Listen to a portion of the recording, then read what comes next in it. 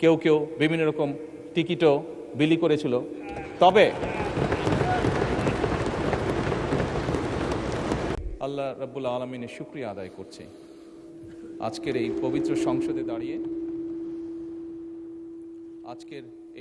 সংসদে দাঁড়িয়ে বাংলাদেশের মানুষের ভোটে নির্বাচিত বাংলাদেশ জাতীয়তাবাদী দল কি পরিকল্পনা গ্রহণ করেছে দেশের মানুষের স্বার্থে, দেশের মানুষের জন্য, সেগুলো বলার সুযোগ করে দেওয়ার জন্য। একই সাথে আমি আন্তরিকভাবে ধন্যবাদ জানাতে চাই ঢাকা 17 আসনের যে সকল ভোটারবৃন্দ আমাকে নির্বাচিত করে এই আসনে প্রতিনিধিত্ব করার জন্য জাতীয় সংসদে পাঠিয়েছেন। একই সাথে যারা ভোট দেননি, আমি মনে করি আমার পবিত্র দায়িত্ব বাংলাদেশের নাগরিক হিসেবে তাদেরকেও প্রতিনিধিত্ব করা, তাদেরকেও দেখভাল করা। মাননীয় স্পিকার, সরকারের নির্বাচনী ইশতেহারে ঘোষিত কার্যক্রমসমূহ বাস্তবায়নের জন্য সকল মন্ত্রণালয় বিভাগ আগামী 180 দিন, আগামী অর্থ বছর এবং আগামী 5 বছরের কর্মপরিকল্পনা প্রণয়নের জন্য এরই ভিতরে বিভিন্ন প্রকার উদ্যোগ গ্রহণ করেছে। ইতিমধ্যে নির্বাচনী ইশতেহারে ঘোষিত কিছু গুরুত্বপূর্ণ কার্যক্রম বাস্তবায়নের লক্ষ্যে উল্লেখযোগ্যভাবে অগ্রগতিও হয়েছে। প্রান্তিক ও নিম্ন আয়ের পরিবারগুলোকে, যেখানে বাংলাদেশের অধিকাংশ পরিবারই প্রান্তিক বা নিম্ন আয়ের পরিবারের সদস্য, এই পরিবারগুলোকে প্রাথমিক পর্যায়ে 13টি জেলায় প্রায় 37,814টি নারী প্রধান পরিবারকে ফ্যামিলি কার্ড প্রদান কার্যক্রম শুরু হয়েছে। মাননীয় স্পিকার, একই সাথে কৃষকের সার্বিক সুরক্ষা প্রদানের জন্য সরকার কৃষক কার্ড প্রদানের উদ্যোগও গ্রহণ করেছে। প্রাথমিক পর্যায়ে কৃষি সম্প্রসারণ অধিদপ্তরের মাধ্যমে বাংলাদেশের 8টি বিভাগের 10টি জেলার 11টি উপজেলায় 11টি ব্লকে পাইলটিং কাজ শুরু হয়েছে। এছাড়া নির্বাচনী অঙ্গীকার বাস্তবায়নের লক্ষ্যে ইতিমধ্যে সরকার শস্য, ফসল, পশুপালন ও মৎস্য খাতে 10,000 টাকা পর্যন্ত কৃষি ঋণ এরই মধ্যে মওকুফ করেছে। মাননীয় স্পিকার, সরকারের নির্বাচনী ইশতেহার বাস্তবায়নের প্রাথমিক পর্যায়ে ঈদ উল ফিতরের পূর্বেই যা আমরা দেশের মানুষের কাছে প্রতিশ্রুতি দিয়েছিলাম, ঈদ উল ফিতরের পূর্বেই 3,995 জন ইমাম, 2,975 জন মুয়াজ্জিন, 2,604 জন খাদেম এবং হিন্দু মন্দিরের 114 জন পুরোহিত, 83 জন সেবায়িত, বৌদ্ধ বিহার বা প্যাগোডার 15 জন অধ্যক্ষ এবং 16 জন উপাধ্যক্ষ, সর্বমোট 9,102 জন উপকারভোগীর ব্যাংক অ্যাকাউন্টে নির্বাচনী প্রতিশ্রুতি অনুযায়ী সম্মানী পৌঁছে দেওয়া হয়েছে। মাননীয় স্পিকার, ই হেলথ কার্ড প্রদান বিষয়ে পাইলটিং কার্যক্রমের আওতায় খুলনা জেলায় ই হেলথ কার্ড প্রদানের জন্য একটি প্রকল্প অনুমোদন প্রক্রিয়াধীন রয়েছে। সরকারের নির্বাচনী ইশতেহার অনুযায়ী আগামী 5 বছরে ইনশাল্লাহ 20,000 কিলোমিটার খাল খনন পুনর্খনন কর্মসূচি গত 16ই মার্চ 2026 হতে বাস্তবায়ন শুরু হয়ে গিয়েছে। এর মধ্যে জুন 2026 পর্যন্ত পানি সম্পদ মন্ত্রণালয়, স্থানীয় সরকার বিভাগ ও কৃষি মন্ত্রণালয় 1204 কিলোমিটার খাল খনন পুনর্খনন করবে ইনশাল্লাহ। এছাড়া দুর্যোগ ব্যবস্থাপনা ও ত্রাণ মন্ত্রণালয় কর্তৃক 2026 সাল পর্যন্ত কাবিখা, কাবিটা, টিআর এই সকলের মাধ্যমে 1500 কিলোমিটার খাল খনন পুনর্খনন সংস্কারের কাজ হবে ইনশাআল্লাহ। মাননীয় স্পিকার, সামগ্রিক বিশ্বে পরিবেশ একটি সিরিয়াস কনসার্ন হয়ে দেখা দিয়েছে।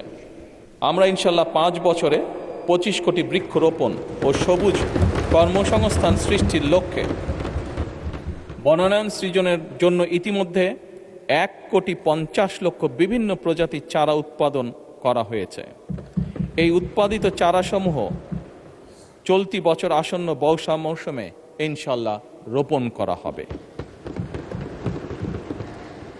মাননীয় স্পিকার, দেশের শিশু সন্তানদেরকে সহযোগিতা করার জন্য, তাদের পাশে দাঁড়ানোর জন্য আমাদের একটি নির্বাচনী প্রতিশ্রুতি ছিল এবং তারই অংশ হিসেবে এই বছরই সরকারি প্রাথমিক বিদ্যালয় ইনশাল্লাহ 2 লক্ষ শিশুর মাঝে বর্তমান সরকার বিনামূল্যে স্কুল ড্রেস বিতরণের পরিকল্পনা বাস্তবায়ন করবে ইনশাল্লাহ। কারিগরি ও ভাষা দক্ষতা উন্নয়নে আগামী 180 দিনের মধ্যে কারিগরি শিক্ষা প্রতিষ্ঠানে 9,000 শিক্ষককে ট্যাব প্রদান করা হবে ইনশাল্লাহ। 3,832টি মাল্টিমিডিয়া ক্লাসরুম স্থাপন করা হবে। একই সাথে 172 জন শিক্ষার্থীকে ইটালিয়ান ও জাপানিজ ভাষা শিক্ষা প্রদান করা হবে।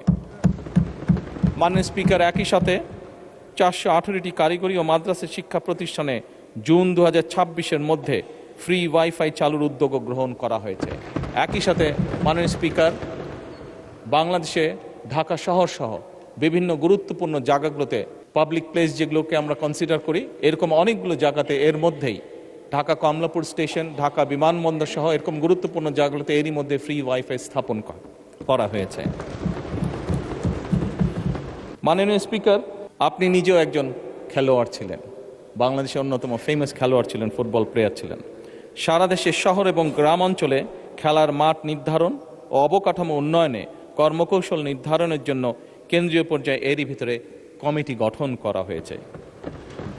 হাইটেক সফটওয়্যার পার্ক ও আইসিটি সেন্টারসমূহ কার্যকরভাবে পরিচালনার জন্য এবং বাংলাদেশে আমাদের ইয়াং জেনারেশন যারা বিভিন্ন আইটিতে কাজ করে থাকে, তারা যাতে তাদের আর্থিক বা যেই অর্থ তারা সঞ্চয় করে থাকে, এটি যাতে স্বাচ্ছন্দ্যে তারা এই দেশে নিয়ে আসতে পারে, সেই জন্য পেপলের কার্যক্রম আরম্ভ করার কার্যকর উদ্যোগ এরই মধ্যে গ্রহণ করা হয়েছে এবং এর জন্য একটি কমিটিও গঠন করা হয়েছে। মাননীয় স্পিকার, নির্বাচনী ইশতেহারকে প্রাধান্য দিয়ে বেতন কাঠামো আদায় জাতীয় ক্রীড়াবিদদের জন্য, যা আপনি নিজেও আমি বিশ্বাস করি অ্যাপ্রিসিয়েট করবেন মাননীয় স্পিকার, এরই ভিতরে ক্রীড়া ভাতা চালু করা হয়েছে। প্রাথমিক পর্যায়ে 500 জন ক্রীড়াবিদকে এই ভাতার আওতায় আনার পরিকল্পনা নেওয়া হয়েছে, যার মধ্যে মাননীয় স্পিকার এরই ভিতরে 129 জন আন্তর্জাতিক বিষয়ে সাফল্য অর্জনকারী ক্রীড়াবিদকে এরই ভিতরে ভাতা প্রদান করা হয়েছে। মাননীয় স্পিকার, ল্যাঙ্গুয়েজ স্টুডেন্ট ভিসায় বর্তমান জামানতবিহীন যে ঋণ ছিল তার সীমা যাতে আমাদের ছাত্ররা, আমাদের ইয়াং জেনারেশনের সদস্যরা যাতে সহজেই বিদেশে যেতে পারে এই কর্মসূচির আওতায়, তার জন্য তাদের ঋণ সীমা 3 লক্ষ থেকে 10 লক্ষ টাকায় উন্নীত করা হয়েছে। জাপানগামী শিক্ষার্থীদের জন্য ভিসা সিওই এর ভিত্তিতে এই ঋণ প্রদান সহজকরণ করা হয়েছে আগের থেকে অনেক। মাননীয় স্পিকার, আপনাকে আন্তরিক ধন্যবাদ। ধন্যবাদ মাননীয় প্রধানমন্ত্রী। মাননীয় সদস্য তাহসিনা রুশদীর, আপনি একটি সম্পূরক প্রশ্ন করতে পারেন। ধন্যবাদ মাননীয় স্পিকার। মাননীয় প্রধানমন্ত্রী, আপনি প্রথম বলেছেন স্বপ্ন নয় পরিকল্পনা, কথা নয় কাজ। আপনি আপনার নির্বাচনী ইশতেহার বাস্তবায়নের কাজ শুরু করে সেটা প্রমাণ করেছেন, যা দেশের সকল মহলে প্রশংসিত হয়েছে। মাননীয় প্রধানমন্ত্রী, পহেলা বৈশাখ বাংলা নববর্ষে কৃষকদের জন্য যে কৃষিকার্ড বিতরণের পরিকল্পনা হাতে নিয়েছেন, সেটা সারা বাংলাদেশের সকল উপজেলায় কৃষকদের হাতে কবে নাগাদ পৌঁছতে পারে আপনার কাছে সবিনয়ে জানতে চাই। আপনাকে অগ্রিম নববর্ষের শুভেচ্ছা জানাচ্ছি। ধন্যবাদ মাননীয় স্পিকার। মাননীয় প্রধানমন্ত্রী। মাননীয় সংসদ সদস্য, আপনাকে ধন্যবাদ আপনার প্রশ্নের জন্য। আমরা যে কৃষক কার্ডটি ইনশাল্লাহ আগামী 14 তারিখে পয়লা বৈশাখের দিন চালু করতে যাচ্ছি,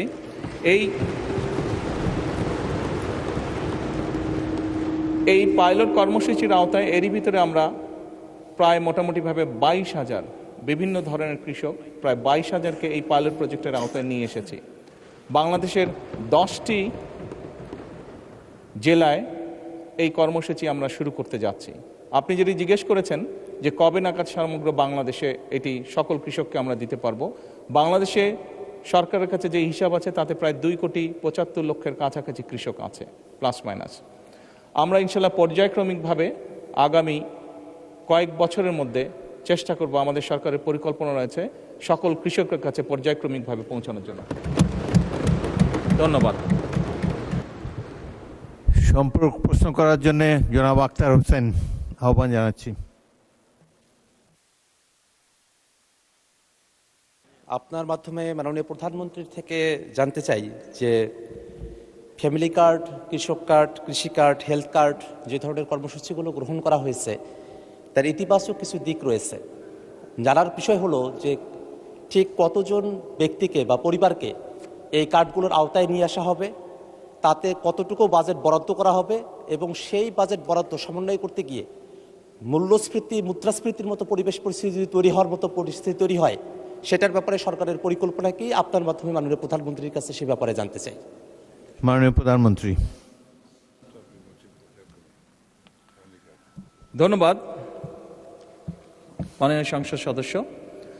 আপনি যে প্রশ্নটি করেছেন যে কতজন মানুষের কাছে আমরা পৌঁছে দেব, তাই তো, এবং মূল্যস্ফীতি হবে কিনা, বাজেট কত, স্বাভাবিকভাবে বাজেট কত এটি আমরা আপনাদেরকে এখনই বলছি না। অর্থাৎ আমরা পর্যায়ক্রমিকভাবে জিনিসগুলোকে সামনে এগিয়ে নিয়ে যাব।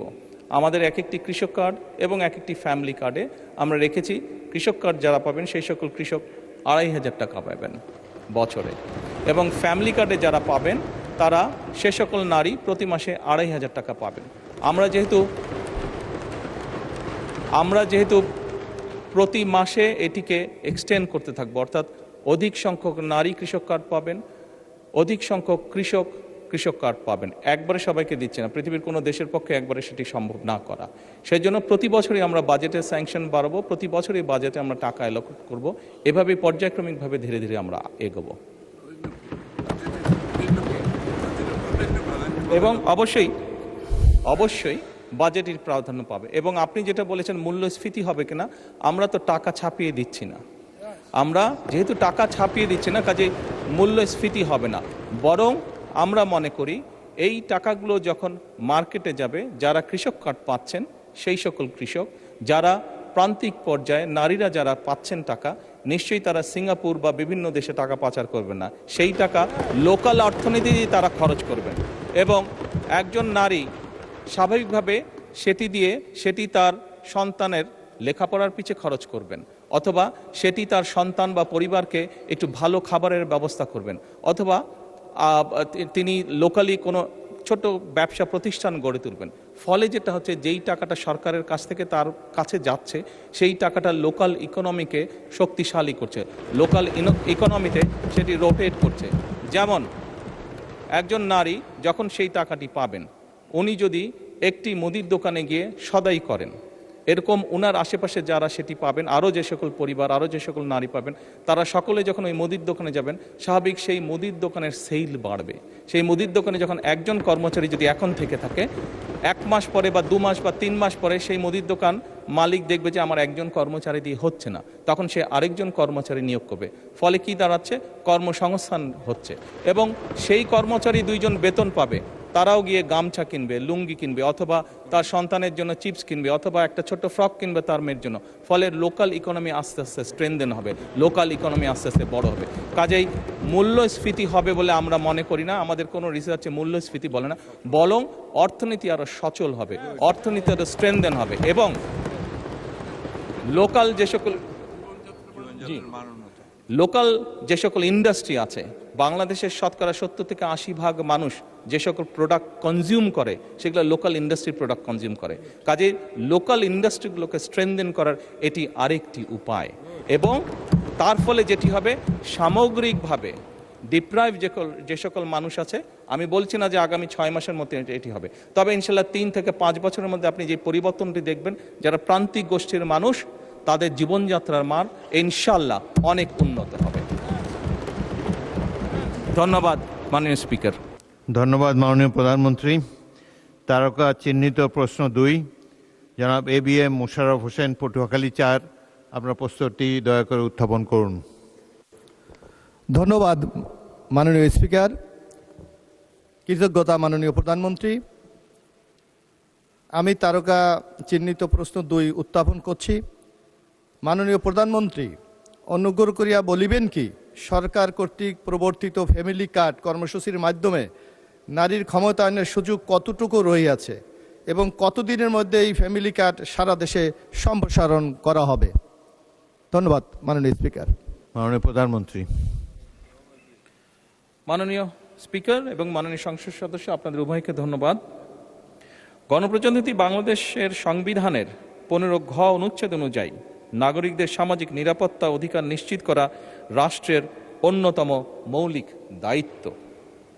ফ্যামিলি কার্ড কার্যক্রম এই সাংবিধানিক দায়বদ্ধতাকে আধুনিক ডিজিটাল কাঠামোর মাধ্যমে একটি বৈষম্যহীন ও মানবিক কল্যাণ রাষ্ট্রে রূপান্তরের প্রধান হাতিয়ার বলে আমরা দৃঢ়ভাবে বিশ্বাস করি।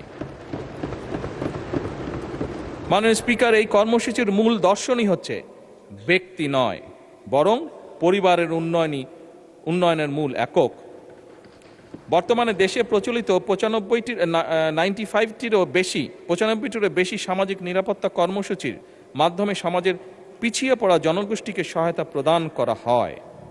দীর্ঘদিন যাবৎ এই সহায়তা প্রদান করা হলেও দারিদ্র্যের হার কাঙ্ক্ষিত রূপে হ্রাস পায়নি, বরং আমরা দেখেছি বিগত 18 মাসে দারিদ্র্যের সংখ্যা বরং বেড়েছে, বিভিন্ন স্ট্যাটিস্টিক্সে যা এসছে।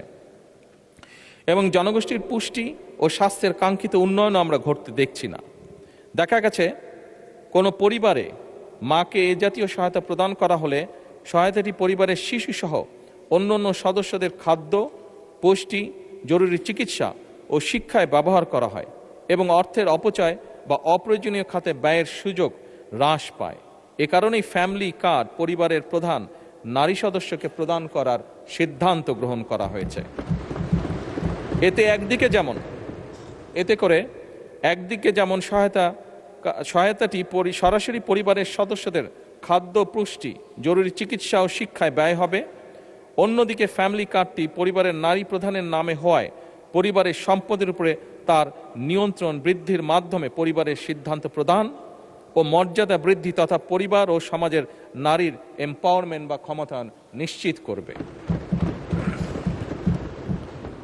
মাননীয় স্পিকার, গত 10ই মার্চ 2026 তারিখে দেশের 13টি জেলার 3টি সিটি কর্পোরেশন ইউনিয়ন এর 15টি ওয়ার্ডে ফ্যামিলি কার্ড কর্মসূচি চালু করা হয়েছে এবং এর মাধ্যমে প্রাথমিক পর্যায়ে প্রায় 38,000, টু বি প্রিসাইজ 37,814টি নারী প্রধান পরিবারকে ভাতা প্রদান করা হয়েছে।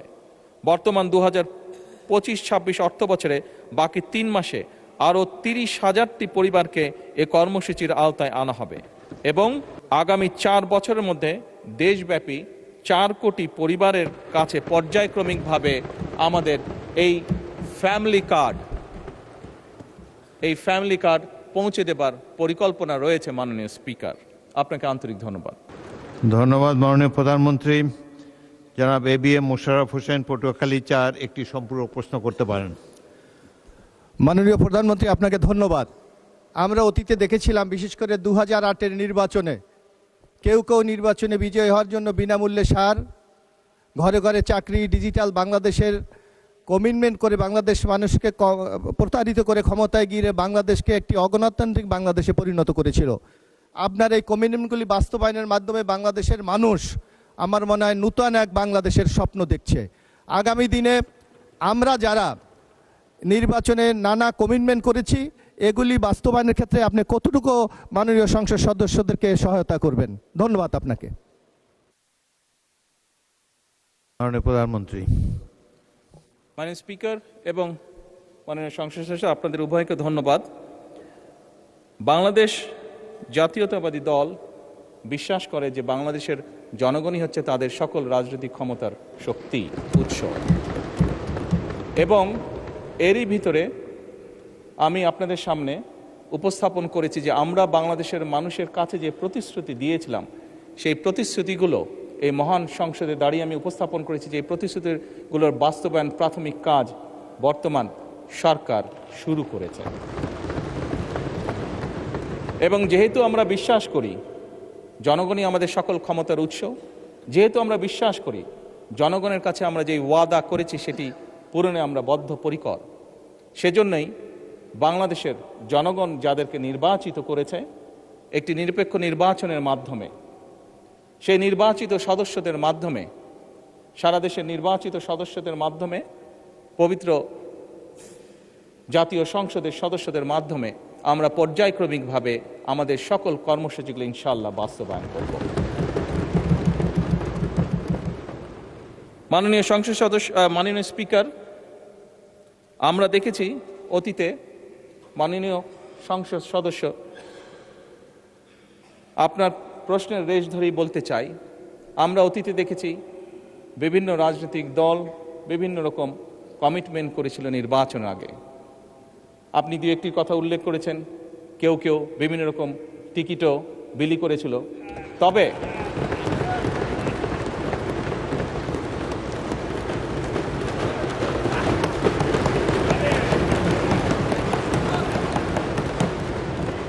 মাননীয় স্পিকার, বিগত নির্বাচনে বাংলাদেশ জাতীয়তাবাদী দলের প্রতি জনগণ যে সমর্থন দিয়েছে, যে ম্যান্ডেট দিয়েছে, তাতে পরিষ্কারভাবে প্রমাণিত হয় বাংলাদেশের মানুষ এই ফ্যামিলি কার্ড, কৃষক কার্ড সহ যে সকল পরিকল্পনা আপনাদের এই মহান জাতীয় সংসদে আপনার মাধ্যমে আমি উপস্থাপন করেছি, সেই সকল পরিকল্পনার প্রতি বাংলাদেশের মানুষের সমর্থন আছে। এবং একই সাথে প্রমাণিত হয় বিগত নির্বাচনে ম্যান্ডেটের মাধ্যমে জনগণের বিএনপির প্রতি যে ম্যান্ডেট দিয়েছে তার মাধ্যমে প্রমাণিত হয় বাংলাদেশের মানুষ বাংলাদেশ জাতীয়তাবাদী দলের উপর আস্থা রেখেছে, তাদেরকে বাংলাদেশের মানুষ বিশ্বাস করে। মাননীয় স্পিকার, আপনার মাধ্যমে পরিষ্কারভাবে আমি বাংলাদেশ জাতীয়তাবাদী দল পক্ষ থেকে বলতে চাই যে ইনশাআল্লাহ বাংলাদেশের মানুষের কাছে আমরা যে প্রতিশ্রুতি দিয়েছি, আমরা আমাদের সর্বোচ্চ চেষ্টা দিয়ে সেই প্রতিশ্রুতি পালনের চেষ্টা অব্যাহত রাখব। ধন্যবাদ মাননীয় স্পিকার। ধন্যবাদ মাননীয় প্রধানমন্ত্রী। যারা মাসুম মুস্তফা, নেত্রকোনা 5, একটি প্রশ্ন করতে পারেন এবং ফ্যামিলি কার্ডের উপরে প্রশ্ন করবেন। ধন্যবাদ মাননীয় স্পিকার। আমি আপনার মাধ্যমে মাননীয় প্রধানমন্ত্রীকে অভিনন্দন জানাই যে উনি ফ্যামিলি কার্ড চালু করেছেন এবং কৃষক কার্ড চালু করবেন। আমার প্রশ্ন হচ্ছে, শ্রমিক সমাজের জন্য শ্রমিক কার্ড চালু করার কোনো পরিকল্পনা সরকারের আছে কিনা? ধন্যবাদ আপনাকে মাননীয় স্পিকার। মাননীয় প্রধানমন্ত্রী। মাননীয় সংসদ সদস্য, আপনাকে আন্তরিকভাবে ধন্যবাদ আপনার প্রশ্নের জন্য। এই মুহূর্তে আমাদের এইরকম কোনো শ্রমিকদের জন্য কার্ড দেবার পরিকল্পনা নেই, তবে শ্রমিক কল্যাণ ফেডারেশনের যে সকল অর্থ আছে শ্রমিকদের জন্য, শ্রমিকদের কল্যাণের জন্য, অবশ্যই সেই অর্থগুলি সত্যিকারভাবে শ্রমিকদের জন্য ব্যয় করা হচ্ছে কিনা আমরা সেটিকে অবশ্যই খোঁজ খবর করব এবং আমরা নিশ্চিত করার চেষ্টা করব যে সত্যিকারভাবে অন্য কোনো কিছুর পিছনে যাতে সেই অর্থ ব্যয় না হয়, বরং সেই অর্থ যাতে সঠিকভাবে সত্যিকারভাবে শ্রমিকদের কল্যাণের জন্যই ব্যয় করা হয়।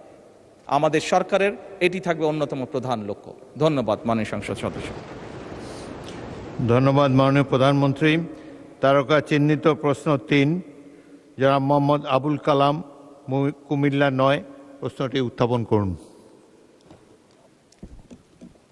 বিসমিল্লাহির রহমানির রহিম। মাননীয় স্পিকার, আপনাকে ধন্যবাদ। আমি মাননীয় স্পিকার আপনার মাধ্যমে আমার নির্বাচনী এলাকা কুমিল্লা 9 লাকসা মনোহরগঞ্জের সর্বস্তরের জনগণকে আমি আমার পক্ষ থেকে আন্তরিক ধন্যবাদ জানাচ্ছি। মাননীয় স্পিকার, আমি আপনার মাধ্যমে মাননীয় প্রধানমন্ত্রীর উত্তর দানের জন্য আমার তারকা চিহ্নিত প্রশ্ন 3 মহান জাতীয় সংসদে উপস্থাপন করছি। মাননীয় প্রধানমন্ত্রী, অনুগ্রহ করিয়া বলিবেন কি বিগত ফ্যাসিস্ট সরকারের আমলে বাংলাদেশ হতে কি পরিমাণ অর্থ বিদেশে পাচার করা হয়েছিল এবং উক্ত টাকা ফিরিয়ে আনার জন্যে সরকার কি কি পদক্ষেপ গ্রহণ করবে? ধন্যবাদ মাননীয় স্পিকার। মাননীয় প্রধানমন্ত্রী। মাননীয় স্পিকার, মাননীয় সংসদ সদস্য, আপনাদের উভয়কে ধন্যবাদ আমাকে এই প্রশ্নের উত্তর বলার সুযোগ করে দেওয়ার জন্য।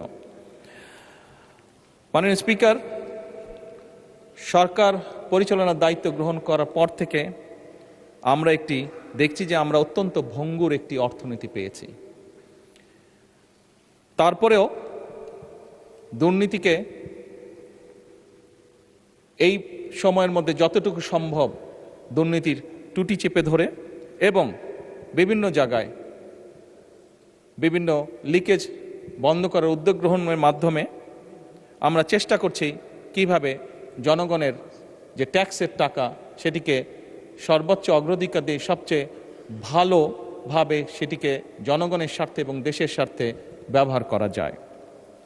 স্পিকার, অন্তর্বর্তীকালীন সরকার কর্তৃক যে শ্বেতপত্র প্রণয়ন করা হয়েছিল বা প্রণয়ন কমিটি যে করা হয়েছিল সেটির তথ্য মতে 2009 থেকে 2023 সালের মধ্যে বাংলাদেশ থেকে অবৈধ অর্থ প্রবাহের পরিমাণ ছিল আনুমানিক 234 বিলিয়ন মার্কিন ডলার, যা বছর হিসাবে যদি আমরা ভাগ করি তাহলে বছরে গড়ে 16 বিলিয়ন মার্কিন ডলার, বাংলাদেশি টাকায় 1.8 লক্ষ কোটি টাকা। মাননীয় স্পিকার, পাচারকৃত প্রত্যেক বছর পাচারকৃত এই অর্থ একাধিক দেশে স্থানান্তরিত হয় অভিযোগ থাকায় তা উদ্ধারে সংশ্লিষ্ট দেশগুলোর সাথে মাননীয় স্পিকার এরই ভিতরে তথ্য বিনিময়, সম্পদ শনাক্তকরণ এবং পারস্পরিক আইন সহায়তা জোরদার করা হচ্ছে। মাননীয় স্পিকার, এই লক্ষ্যে পারস্পরিক আইন সহায়তা চুক্তি বা মাল্টিপল লিগ্যাল অ্যাসিস্ট্যান্ট ট্রিটি সম্পাদন এবং মাল্টিপল লিগ্যাল অ্যাসিস্ট্যান্ট রিকোয়েস্ট এর বিনিময় মিউচুয়াল লিগ্যাল অ্যাসিস্ট্যান্ট সম্পাদন এবং মিউচুয়াল লিগ্যাল অ্যাসিস্ট্যান্ট রিকোয়েস্টের বিনিময় প্রক্রিয়ার জন্য পররাষ্ট্র মন্ত্রণালয় সংশ্লিষ্ট সকল মন্ত্রণালয় এবং সংস্থার সাথে সরকার নিবিড়ভাবে কাজ করছে। অর্থ পাচারের গন্তব্য যে দেশগুলো প্রাথমিকভাবে সরকার চিহ্নিত করতে সক্ষম হয়েছে সেই দেশগুলো হলো USA, UK, Canada, Switzerland, Australia, Thailand, UAE, Singapore, Malaysia এবং হংকং, চায়না। এদের মধ্যে 3টি দেশের মালয়েশিয়া, হংকং এবং সংযুক্ত আরব আমিরাতের সাথে চুক্তি স্বাক্ষরের বিষয়ে সম্মতি প্রদান করা হয়েছে। অপর 7টি দেশের সাথেও চুক্তি স্বাক্ষরের বিষয়টি মাননীয় প্রক্রিয়াধীন আছে। আমরা চেষ্টা করছি, আমাদের এন্ড থেকে আমরা চেষ্টা করছি এটাকে যত দ্রুত সম্পন্ন করা সম্ভব হয়। মাননীয় স্পিকার, ইতিমধ্যে বাংলাদেশ ব্যাংকের গভর্নরের সভাপতিত্বে একটি আন্তঃসংস্থা টাস্কফোর্স গঠন করা হয়েছে। এই টাস্কফোর্স কর্তৃক চিহ্নিত এবং অগ্রাধিকার প্রাপ্ত 11টি মামলায় পাচার হওয়ার অর্থ পুনরুদ্ধারের জন্য আইনি প্রক্রিয়া চলমান রয়েছে। আন্তঃসংস্থা টাস্কফোর্স কর্তৃক চিহ্নিত অগ্রাধিকার প্রাপ্ত কেসসমূহ অনুসন্ধান এবং তদন্তের জন্য দুর্নীতি দমন কমিশনের নেতৃত্বে এবং বাংলাদেশ পুলিশের CID, জাতীয় রাজস্ব বোর্ডের সেন্ট্রাল এজেন্সিয়াল সেল, শুল্ক গোয়েন্দা তদন্ত অধিদপ্তরের সমন্বয়ে 11টি যৌথ অনুসন্ধান ও তদন্ত দল গঠন করা হয়েছে। GIT গঠনের পর অগ্রাধিকার প্রাপ্ত মামলাগুলো অগ্রগতি নিম্নরূপ। মাননীয় স্পিকার, যেই নিম্নরূপ এটি পঠিত বলিয়া গণ্য করিতেছি। ধন্যবাদ মাননীয় প্রধানমন্ত্রী। ধন্যবাদ।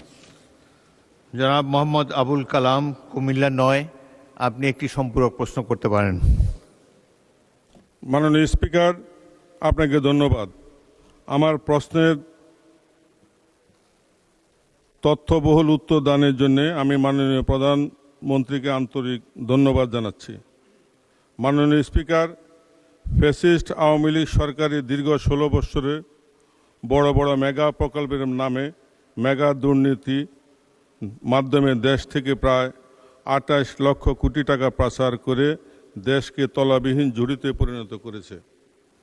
মাননীয় প্রধানমন্ত্রীর উত্তরের এক জায়গায় বলেছেন, পাচারকৃত অর্থ পুনরুদ্ধারের লক্ষ্যে ইতিমধ্যে 141টি মামলা রুজু হয়েছে, যার মধ্যে 25টি মামলার চার্জশিট দাখিল করা হয়েছে এবং 6টি মামলার রায় হয়েছে।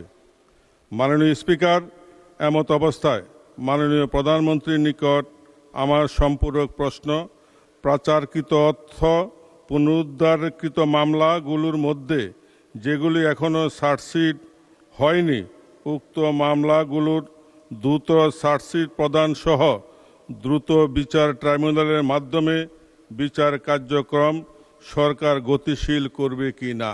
ধন্যবাদ মাননীয় স্পিকার। মাননীয় প্রধানমন্ত্রী। মাননীয় সংসদ সদস্য, আপনাকে ধন্যবাদ আপনার সম্পূরক প্রশ্নের জন্য। আপনি যেটি করেছেন এক কথায় যদি বলতে হয় এটি জনগণের অর্থ, এবং যেহেতু আমরা জনগণ দ্বারা নির্বাচিত সরকার, জনগণের প্রতি এবং দেশের প্রতি আমাদের একটি দায়বদ্ধতা আছে। খুব স্বাভাবিকভাবেই জনগণের অর্থ ফিরিয়ে নিয়ে এসে জনগণের জন্য এবং দেশের জন্য সেটি ব্যয় করা এই সরকারের অন্যতম প্রধান দায়িত্ব। কাজেই এ ব্যাপারে যেভাবেই হোক, যেই পদক্ষেপ গ্রহণ করলে জনগণের অর্থ ফেরত আসবে, আপনি নিশ্চিত থাকতে পারেন এই সরকার সেই পদক্ষেপই গ্রহণ করবে ইনশাআল্লাহ। ধন্যবাদ মাননীয় প্রধানমন্ত্রী।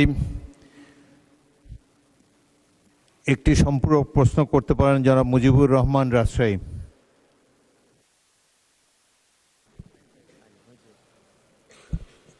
ধন্যবাদ মাননীয় স্পিকার। এই সংসদে প্রথম বক্তব্য দিতে পারার জন্য আল্লাহ তাআলার শুকরিয়া আদায় করছি, আলহামদুলিল্লাহ। এবং সেটা বাংলাদেশের মাননীয় প্রধানমন্ত্রীর প্রশ্নের সম্পূরক প্রশ্ন হিসাবে। খুবই গুরুত্বপূর্ণ একটি প্রশ্ন। গোটা জাতি যে এই প্রশ্নের সাথে স্পর্শকাতরভাবে অপেক্ষা করছে যে এটা এ দেশের টাকা কিভাবে ফেরত আনা যায়। খুব গুরুত্বপূর্ণ এই প্রশ্নের জবাব মাননীয় প্রধানমন্ত্রী দিয়েছেন। আমার সম্পূরক প্রশ্ন হচ্ছে যে যারা এই টাকাগুলো বিদেশে পাচার করেছে তারা তো বাংলাদেশেই আছে, অথবা বাংলাদেশ থেকে বাইরে কোথাও আছে, যেটা আমাদের কূটনৈতিকদের যারা বিদেশে অ্যাম্বাসেডার আছে তাদের মাধ্যমে তাদেরকে আমরা চিহ্নিত করতে পারি। আমার প্রশ্ন মাননীয় প্রধানমন্ত্রীর কাছে, ওনার কার্যালয়ে যারা যারা টাকা পাচার করেছে তার কোনো তালিকা ইতিমধ্যে তিনি প্রস্তুত করতে পেরেছেন কি না? যদি না পেরে থাকেন, কতদিনের মধ্যে এই পাচারকৃত ব্যক্তি প্রতিষ্ঠানগুলোকে তালিকাভুক্ত করা যাবে এবং যারা বাংলাদেশে অবস্থানরত আছে তাদেরকে ধরে অ্যারেস্ট করে দ্রুত দেশ এবং জাতির আকাঙ্ক্ষা পূরণের জন্য এই জনগণের টাকাকে উদ্ধার করা যাবে? এই উদ্যোগ তিনি কতদিন নাগাদ নিতে পারেন আমি মাননীয় প্রধানমন্ত্রীর কাছে জানতে চাই। শুক্রিয়া, থ্যাংক ইউ। মাননীয় প্রধানমন্ত্রী। মাননীয় স্পিকার এবং মাননীয় সংসদ সদস্য, আপনাকে ধন্যবাদ এই প্রশ্নটি করার জন্য। প্রথমত, এই অন্যায়ের সাথে যারা জড়িত তাদের লিস্ট করার দায়িত্ব প্রধানমন্ত্রীর কার্যালয়ের নয়। এটি লিস্ট করার দায়িত্ব সরকারের সংশ্লিষ্ট বিভাগ আছে, তারা এটি লিস্ট করছে। দ্বিতীয় বিষয়টি হচ্ছে মাননীয় সংসদ সদস্য, মাননীয় স্পিকার, এটি বর্তমান সরকার একটি নির্বাচিত সরকার। আমরা অতীতে দেখেছি সরকারের বিভিন্ন ব্যক্তিবর্গ তাদের বিভিন্ন রকম ইচ্ছা আগ্রহের কারণে দেশের আইন কানুন নীতি নৈতিকতার তোয়াক্কা না করে যাকে যেরকম হয়েছে উঠিয়ে নিয়ে গেছে, যার কাছ থেকে যেরকম মনে হয়েছে জোর করে কিছু লিখিয়ে নিয়ে গেছে। বর্তমান সরকার আইনের প্রতি শ্রদ্ধাশীল। বর্তমান সরকার দেশের প্রচলিত আইন মেনে কাজ করতে চায় এবং আইনের ভিত্তিতেই বিচার করতে চায়, যাতে করে কোনো মানুষ ন্যায্য আইন থেকে বঞ্চিত হতে না পারে। এবং সে কারণেই মাননীয় স্পিকার, আইনগতভাবেই আমরা সকল প্রক্রিয়া গ্রহণ করব। আইনগতভাবেই আইন তার নিজস্ব গতিতে এগিয়ে যাবে এবং দেশের প্রচলিত আইন অনুযায়ী নির্ধারিত হবে যা তাদের শাস্তি, যারা এই দেশের অর্থ, এই দেশের জনগণের অর্থ তছরুফ করেছে বা এই দেশের জনগণের অর্থ যারা পাচার করেছে। ধন্যবাদ মাননীয় স্পিকার। ধন্যবাদ মাননীয় প্রধানমন্ত্রী।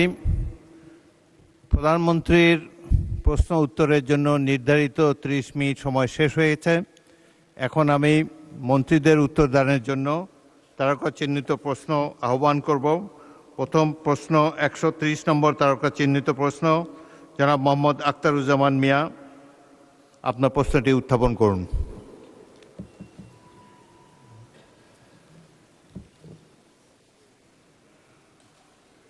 বলুন চিফ হুইপ। প্রধানমন্ত্রীর যেসব প্রশ্নের উত্তর দিয়েছেন, বাকি যে কয়টা প্রশ্ন রয়েছে তা সংসদে উত্থাপিত হলো বলে গণ্য করা হবে। এটা আপনার চেয়ার থেকে আপনি বললে এটা উত্থাপিত হলো। অবশ্যই এটা ন্যাচারাল, যেহেতু প্রশ্ন উত্তর টেবিলে দেওয়া হয়েছে, এটি উত্থাপিত হয়েছে এবং যে উত্তর দান সেটিও সংসদের কার্যপরিভূমিতে স্থান পাবে। ধন্যবাদ। জনাব আখতারুজ্জামান মিয়া, প্রশ্ন করুন।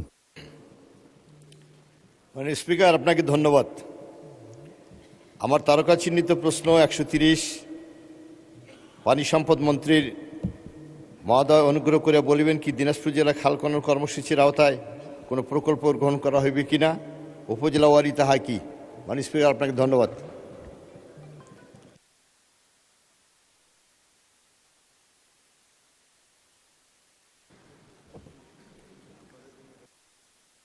মাননীয় মন্ত্রী। মাননীয় স্পিকার, আপনাকে ধন্যবাদ। মাননীয় স্পিকার, আমি একটু কারেকশন দিতে চাই।